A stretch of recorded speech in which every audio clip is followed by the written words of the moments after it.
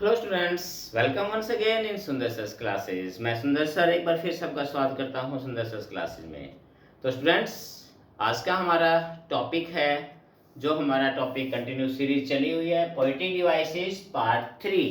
आज हमारा poetic devices का पार्ट 3 हमारा है। इसके अंतर्गत आज हम पढ़ेंगे फिगर ऑफ स्पीच। और फिगर ऑफ स्पीच में हमने प्रीवियस वीडियो के अंदर भी हमने कुछ figure of speech just like simile, metaphor, personification, oxymoron, इस प्रकार के हमने कुछ फिगर ऑफ स्पीच हमने पढ़े थे। और बाकी के जो फिगर ऑफ स्पीच है आज के इस लेसन में मैं आपको बताऊंगा विद एग्जाम्पल। तो इसको जो है वीडियो को लास्ट तक जरूर देखिए और कोशिश कीजिए इसको समझने की। अगर किसी प्रकार की क्वेरी, कोई डाउट्स होते हैं तो आप कमेंट के जरिए मुझसे संपर्क कर सकते हैं। तो स्टूडेंट्स, चलिए हम स्टार्ट करते हैं हमारा आज का ये लेसन।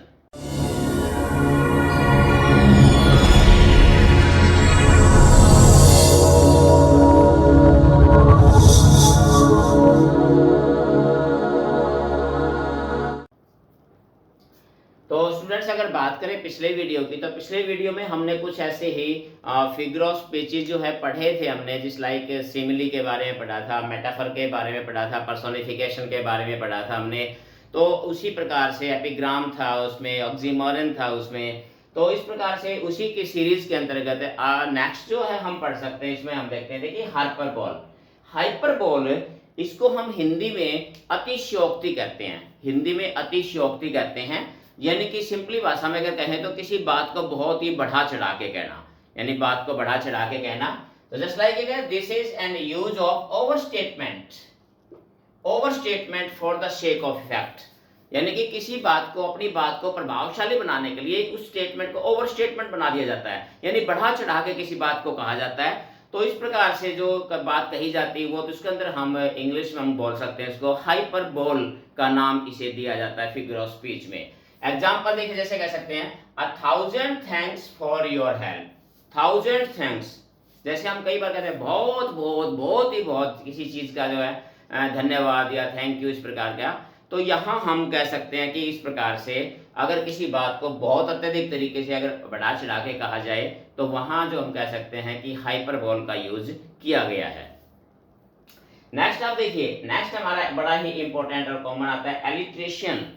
एलिट्रेशन, एलिट्रेशन एक बहुत ही कॉमन फिगर ऑफ स्पीच है। लगभग हर पोएम के अंदर आपको इस फिगर ऑफ स्पीच का यूज आपको आसानी से मिल जाएगा। एक बहुत ही कॉमन फिगर ऑफ स्पीच है। जनरली जो है हर पोइट के द्वारा अपने क्रिएशंस में इसका यूज किया जाता है।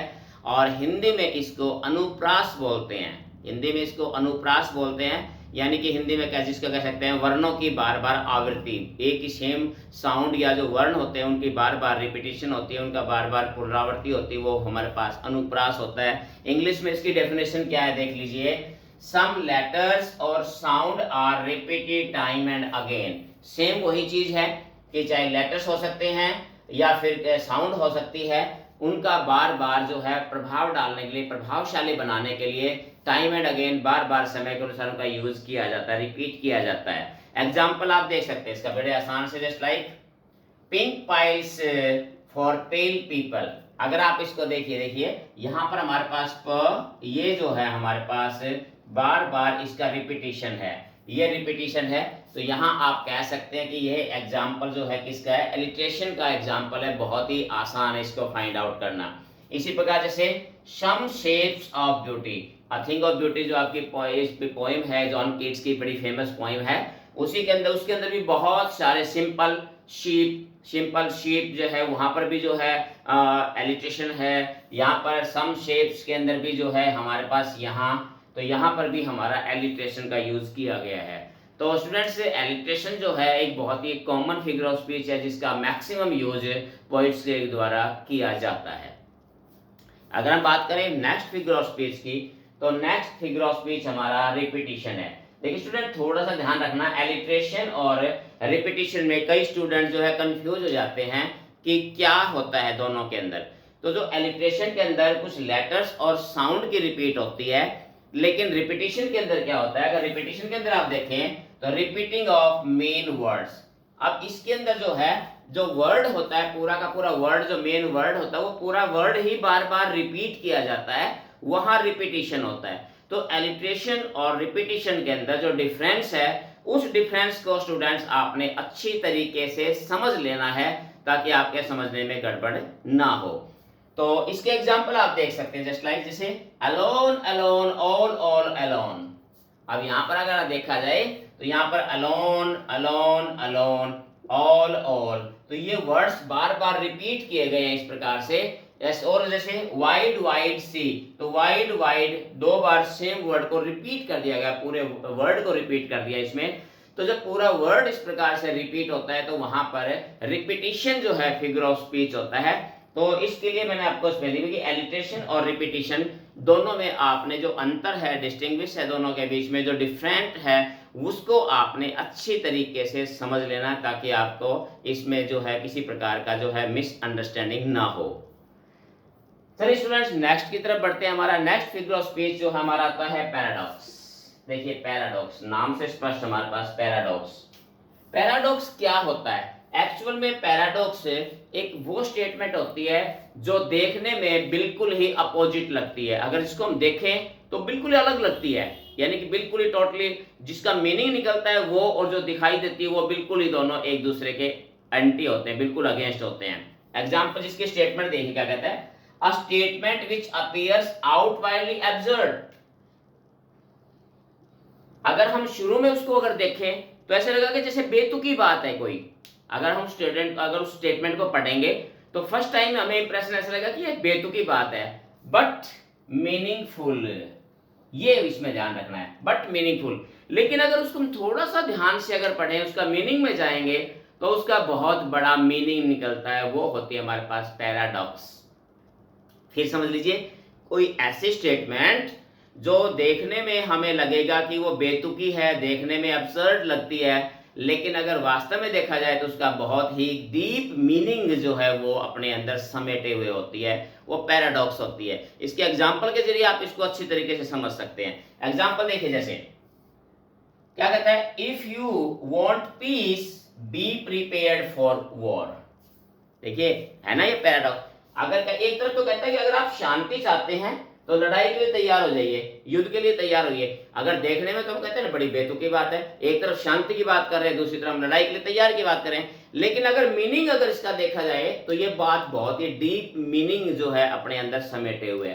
तो यहाँ इस सेंटेंस में हम कह सकते हैं कि यहाँ पैराडॉक्स जो है इसके अंदर शामिल किया गया है। और एग्जाम्पल जैसे there is no one so poor as a wealthy miser. कहता है कि एक धनी कंजूस से बढ़कर कोई गरीब नहीं होता। देखिए स्टेटमेंट को अगर समझे तो बेतुकी बात है, अमीर है, काफी पैसा, धनी भी है और कंजूस, धनी भी है और गरीब भी है, यानी दोनों स्टेटमेंट क्या कंट्राडिक्टरी स्टेटमेंट होगी है। इसको हम कंट्राडिक्टरी भी, एक दूसरे के बिल्कुल विपरीत स्टेटमेंट है, विरोधाभासी स्टेटमेंट है, लेकिन फिर भी इसका डीप मीनिंग लिए होती है।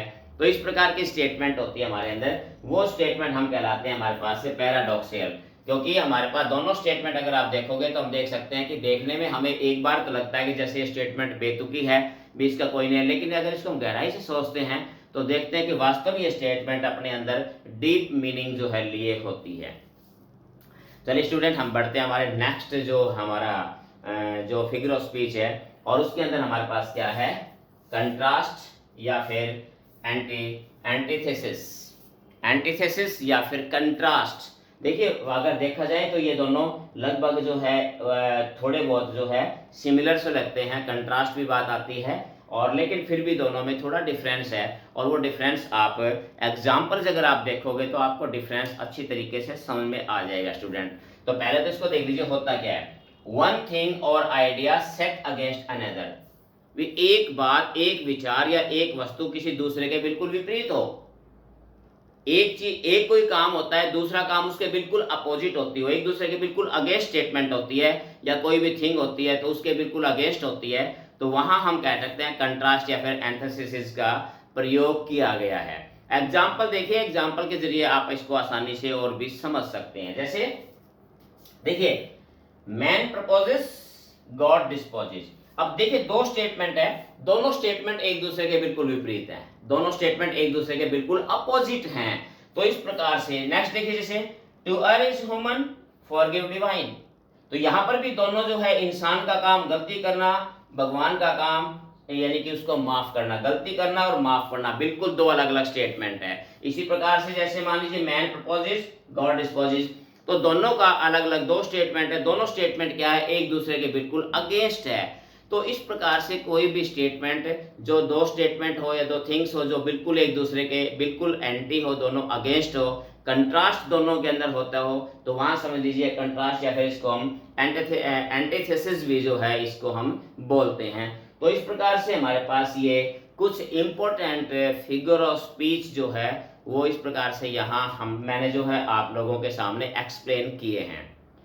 तो स्टूडेंट, ये था हमारा आज का लेसन, और उम्मीद करता हूँ कि लेसन के जरिए आपको फिगर ऑफ स्पीच या पोएटिक डिवाइस से संबंधित जो आपके मन में क्वेरीज थे, जो आपके डाउट्स थे, वो लगभग क्लियर हो गए होंगे। क्योंकि लगभग जो इम्पोर्टेंट वैसे तो देखिए फिगर ऑफ स्पीच हमारे पास काफ़ी होते हैं, लेकिन जो ज़्यादातर यूज़ होते हैं, जो मेनली यूज़ होते हैं हमारे लिटरेचर में, जो हमारे स्टडी के पॉइंट ऑफ व्यू से, हमारे एग्जामिनेशन पॉइंट ऑफ व्यू से, तो वो लगभग सारे मैंने आपको फिगर ऑफ स्पीचेस करवा दिए हैं। उम्मीद करता हूँ कि इस लेसन के ज़रिए आपको बहुत कुछ नया जानने का मिला होगा। तो स्टूडेंट्स, आज का ये वीडियो और ये सीरीज़ भी हमारे यहाँ फिनिश होती है।